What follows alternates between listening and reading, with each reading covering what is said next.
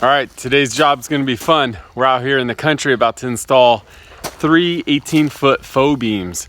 This should get interesting. I've done some similar things like that, but nothing this big. These are 7-inch by 18 feet, and I have an idea, so we're gonna get after it. Right, T?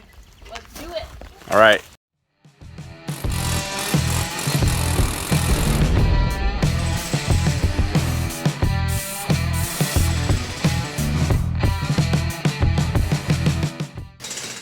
Okay, these are the 7-inch by 7-inch faux beams, and they're nice and hollow, and they're made out of, I think, like expanded polystyrene or polyurethane or something. And so what we're gonna do is rip down this 1.5 tongue and groove pine to 4 15/16, so that when we nail the pine to the ceiling, then we can slide this beam over it and then nail to the side to hold it up. So Brian's gonna rip those and cut those, and then we're gonna go inside.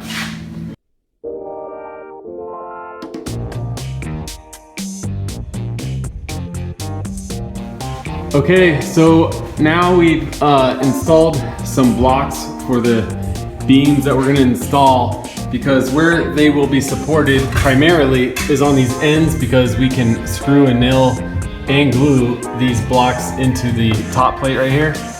And then we made a straight line using a string that we're gonna keep on the ceiling so that we can put blocks intermittently, like 3 or 4 blocks all the way down in line to nail the side of the beam into.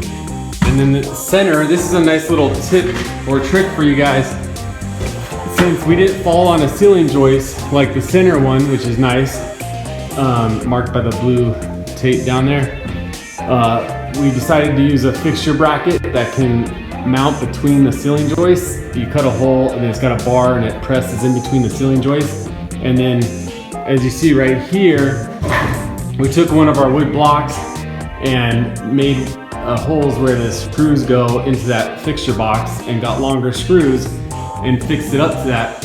So now we're going to continue putting other blocks to help support it, and then we're gonna start throwing the beams up. And holding the string up is nice instead of chalk, because that'll make a mess and a mark on your ceiling. And I mean, you could do that, but it's going along pretty sweet now, and we're happy that these beams are lightweight. But you think it's gonna go smooth to the end? Don't jinx it. Ah, yeah, no, it is. All right, back to work.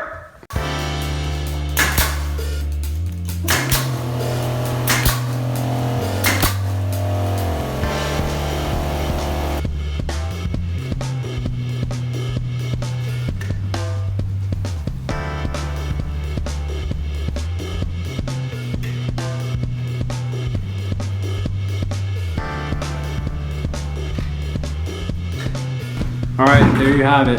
3 7-inch beams. And I will say they look a lot better up there as far as the impressions go. They look pretty authentic. But I will share our little gappage. If you look way up there, because trying to pull a tape that long and then finding a good true edge to cut your angle on will create some gaps. It's inevitable. But we put the gaps towards the higher side. We'll do some caulking. You can also put brackets or bands, but for the most part, we also put tape on the ceilings to show where the wood blocks were, so we knew where to nail sideways. And I'm thankful they're foam, because they're a lot lighter. And the little spacer dividers, if you ever want to do these, we took those out so that we can easily pry the beams open to put them around our blocks. But other than that, it's all done. And they're not cheap. I think these run about about 680, I think, each. But it's a lot lighter to transport than a real beam.